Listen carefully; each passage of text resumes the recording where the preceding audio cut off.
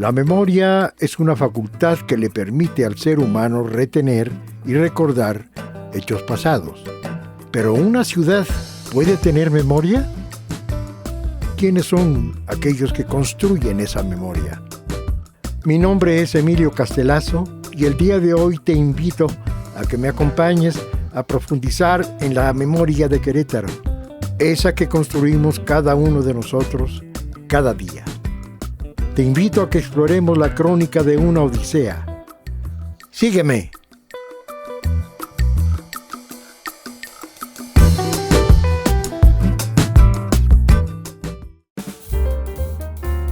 El día de hoy platicaremos con Juan Antonio Isla, escritor y analista político que ha publicado diversos libros de ensayo y novelas. Acompáñeme a conocer la odisea de su vida.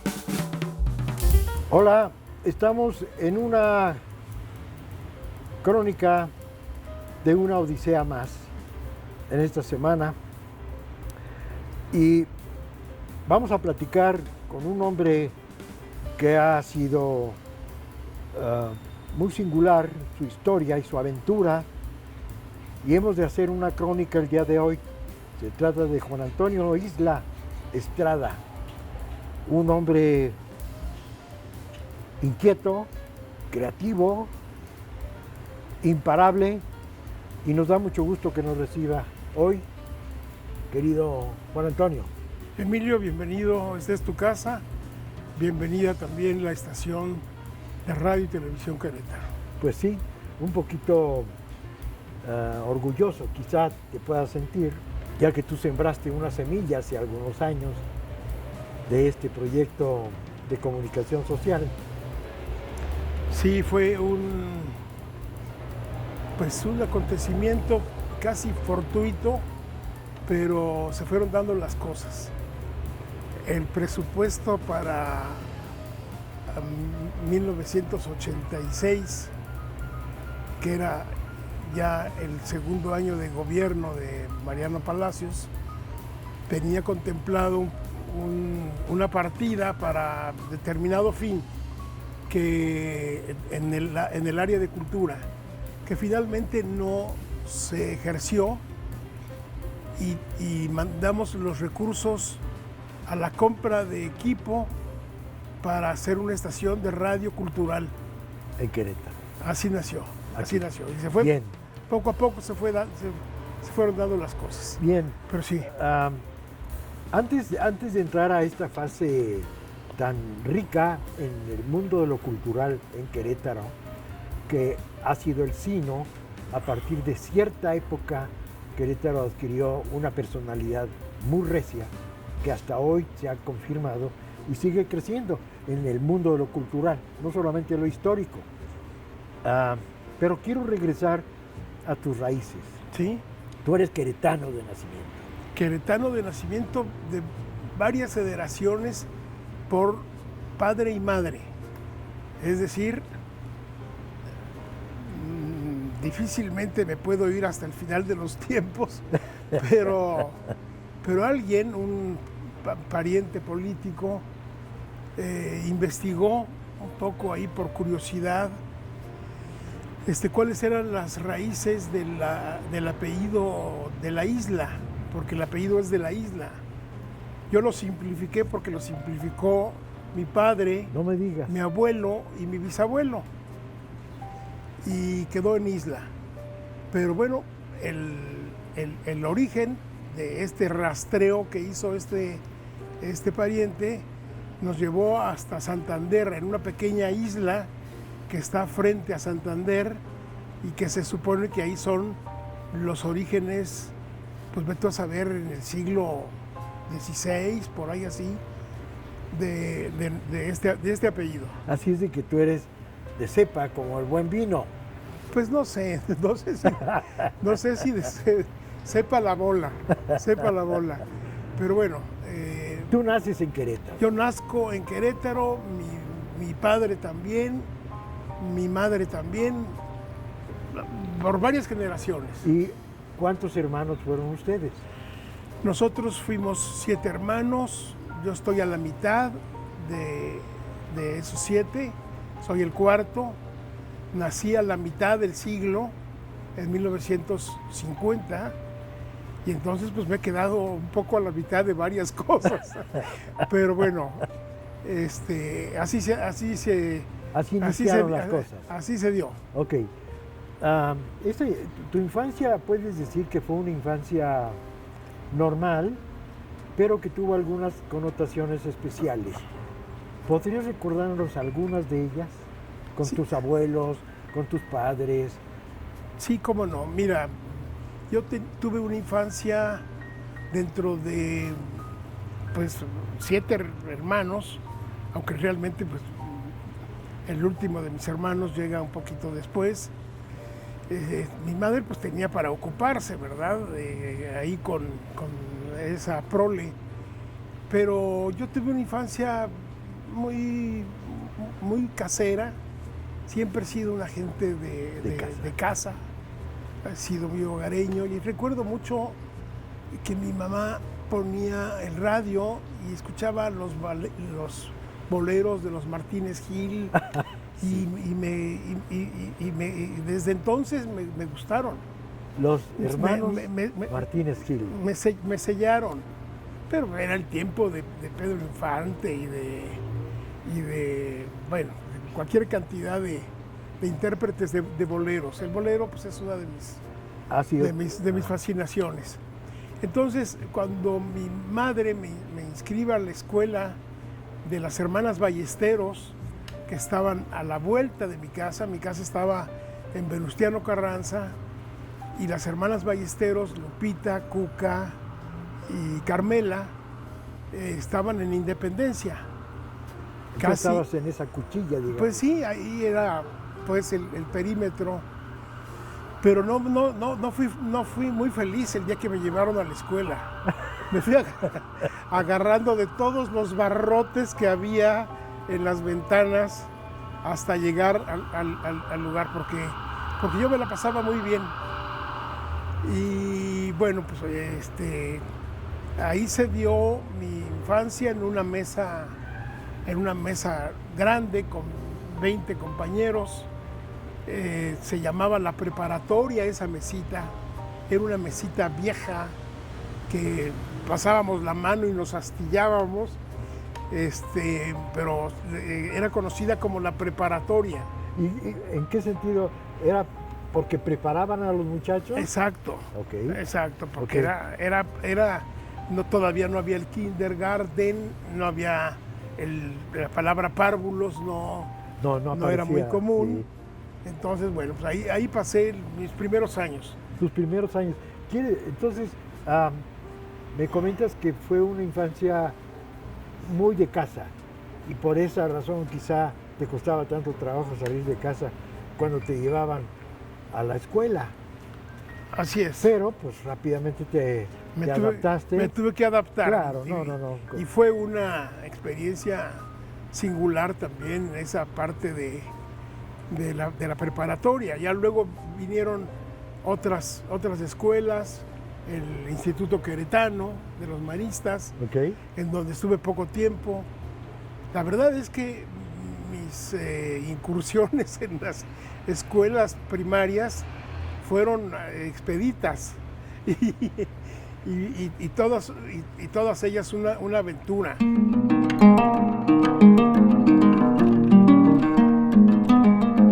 Juan Antonio pasa sus primeros años escolares en una mesa enorme donde se reunían todos los niños y a la cual llamaban La Preparatoria. Sería ahí donde se formarían los recuerdos más entrañables de su infancia.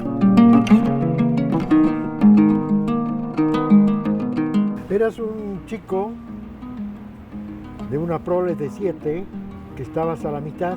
Sí. Y eras un jovencito, un niño hogareño. Así es. Básicamente te gustaba mucho estar en casa. Empezaste tu aventura a estudiar en la mesa llamada La Preparatoria con la señorita Ballesteros. Correcto. Y entras a una serie de experiencias escolares. Sí. Nos comentabas que tu papá trabajaba en un rancho. Era agricultor. Era agricultor. y tuvo, bueno, la ocasión de administrar dos grandes ranchos. Un rancho en Tlaxcala, un rancho borreguero y pulquero, y otro gran rancho aquí en las inmediaciones del doctor Mora, que Era Guanajuato. Guanajuato, Ok. que producía mucha leche, en fin. Entonces tu mamá tuvo una carga importante porque pues, ella lidiaba con todos ustedes. Pues durante muchos años sí. Ok, Sí, era raro ver a papá en casa, ok. porque siempre estuvo trabajando, fue un hombre muy de campo, muy trabajador.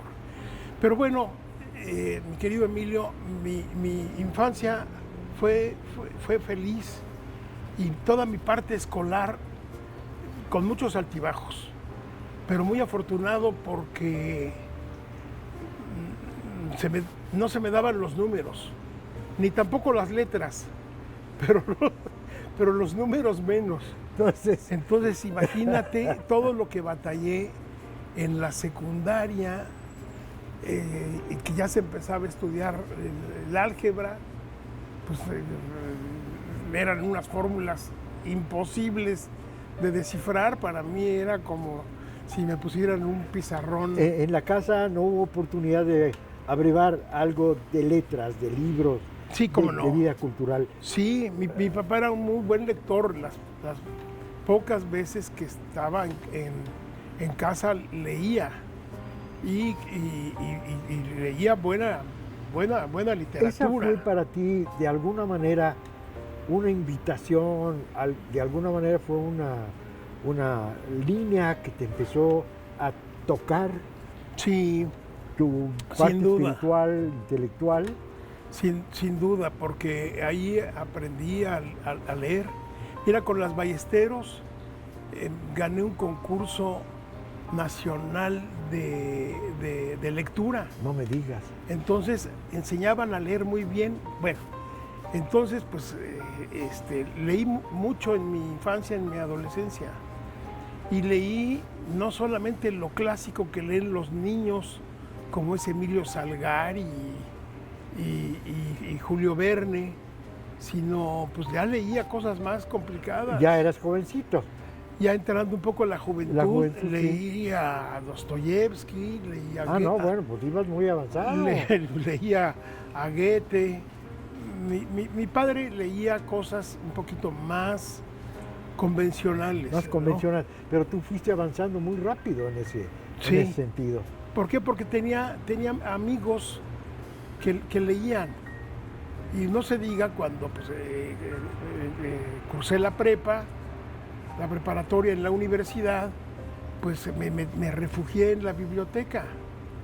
Y en la biblioteca mis compañeros bibliotecarios, yo era meritorio.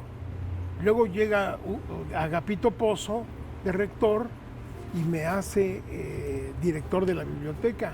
Bueno, pues entonces mira, es que vas a una velocidad supersónica. Si Pero- demasiado joven, Tú dime. no demasiado joven, llegas con una gran ambición, con una gran visión y una gran ambición por las letras. A pesar de que tú nos señalabas que los números no se te daban, tampoco las letras, pero, oh sorpresa, resultaste demasiado joven, muy avanzado. Eras hambriento de la lectura entonces. Sí, se puede decir que el periodo de mi adolescencia ha sido en el que más he leído, me he dedicado más a leer. Ahora no leo ni lo que escribo, pero entonces leí mucho. Leíste mucho. ¿Y Y- tú crees que para la gente que nos gusta escribir o le gusta escribir, la lectura es fundamental? Definitivo. Ok. Sí, Ah. no hay un escritor que no tenga una estructura, que no tenga una formación, Una estructura. una base, Sí. base. Aquí hay una pregunta quizá un poquito capciosa, porque el escribir requiere de estructura, de una parte técnica, pero también requiere de un aspecto vocacional. Correcto. Si no tienes vocacional, por más estructura que tengas, pues no la haces, así en cualquier actividad creativa. ¿Es correcto? Correcto. Pero tú traías los dos. La lectura te dio una idea de cómo estructurar un texto. La lectura me dio estructura. Correcto. Y eso es básico, Emilio. Ok, ¿a partir de qué edad sientes tú que caminas en la vía adecuada? Sucede que de niño hay una convocatoria de un periódico para hacer la carta a mi madre. Y de niño, como a los 8 o 10 años, hice una carta a mi madre y la metí a ese concurso. Y quedé como en cuarto lugar, pero me dieron una plancha. Porque la convocatoria era de este periódico con un negocio que vendía muebles. Sí, Se llamaba La Proveedora Queretana. Ah, mira. Y entonces me dieron una plancha y eso me motivó. Y luego un amigo en preparatoria me dio un espacio y luego me encargaron. ¿Fuiste un muchacho feliz? Sí. Fuiste un muchacho feliz, realizado. He sido feliz.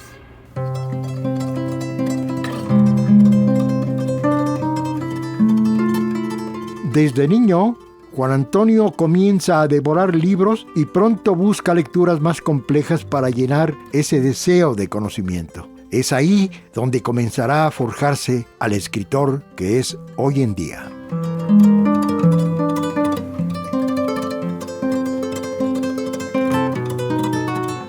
Muy joven empieza tu labor creativa. Yo estoy convencido de que el creativo requiere de libertad, básicamente, de libertad interior, de libertad de su entorno, que le dé herramientas para ser un creativo libre. Sí. ¿Es correcto? Sí, y yo he disfrutado de mi libertad y me considero muy afortunado porque se han dado las condiciones.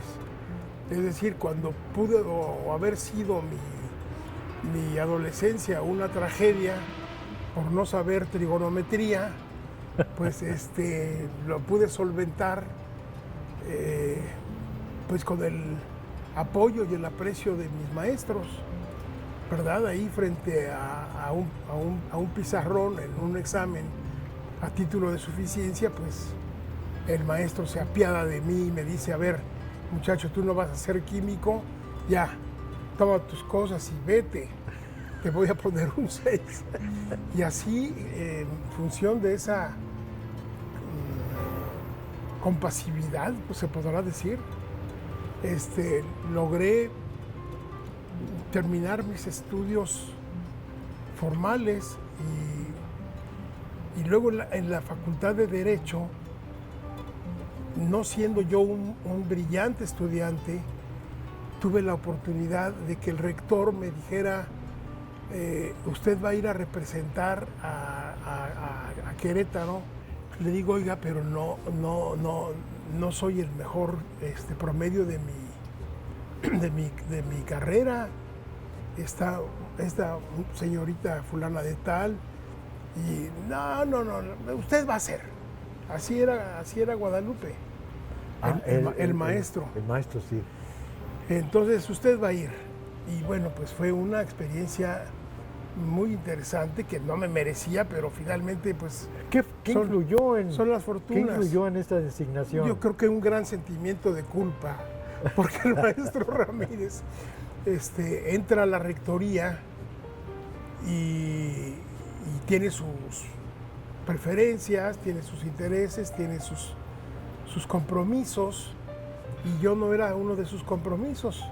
Yo era director de la Biblioteca Central y él compra mobiliario para la biblioteca y va él a supervisar eventualmente que estén llegando los muebles, y pasa de frente a mí y no me saluda. Y no me saluda porque él ya tenía ahí a otra persona a quien le iba a dar mi puesto. Y bueno, yo le dije, a ver, maestro, porque era mi maestro, fue 5 años mi maestro. Ah, sí. Entonces, a ver, maestro, no le hagamos al cuento. ¿El señor rector era abogado? Sí, era abogado. Ok, Pero, ok. ya no le hagamos al cuento, no con esas palabras, ¿verdad? Pero le dije, si usted quiere mi renuncia, le renuncio. A ver, me dice, pues si insiste, no le estoy insistiendo, le estoy diciendo por primera vez que le renuncio. Pues, mire, póngase de acuerdo con el ingeniero Gilberto Hernández, que es el Gilberto, secretario. Sí. Muy, muy entrañable luego para mí el químico. Y como que se sintió ahí medio culpable de que haya sido un poquito desairoso conmigo. Y entonces me dio esta oportunidad de ir a representar al estudiantado queretano. De mi carrera. De tu carrera. De mi carrera, porque iban de cada carrera iba uno. Pero de esa manera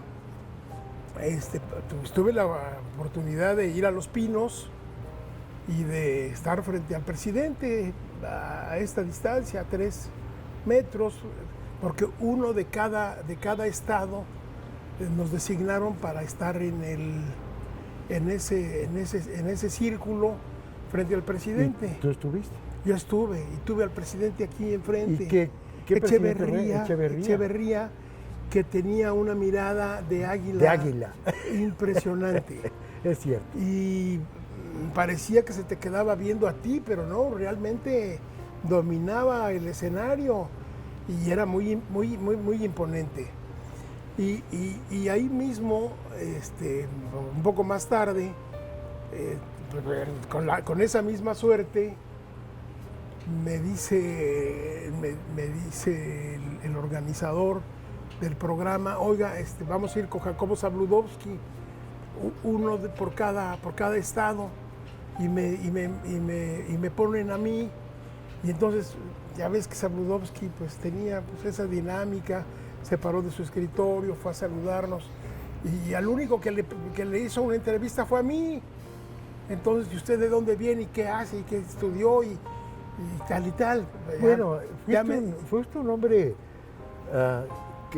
que fue dotado de como una bendición, sí, de alguna manera. Soy un bendecido. Porque todos estos elementos que estás comentando, pues te fueron orientando hacia una ruta de oportunidades y de expresarte en función de la vocación de escritor, de realizador, de promotor.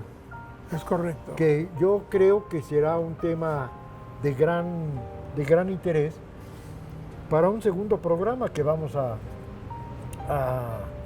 preparar, Juan Antonio, porque pues un primer programa como este pues no alcanza para una gente con esa dinámica. No hemos dicho nada. No hemos dicho nada. Exacto. Y hay que decir algo. Sí, definitivamente. Algo sustancioso, aunque no sea muy profundo. No, es cierto. Pero sí decir algo. Sí.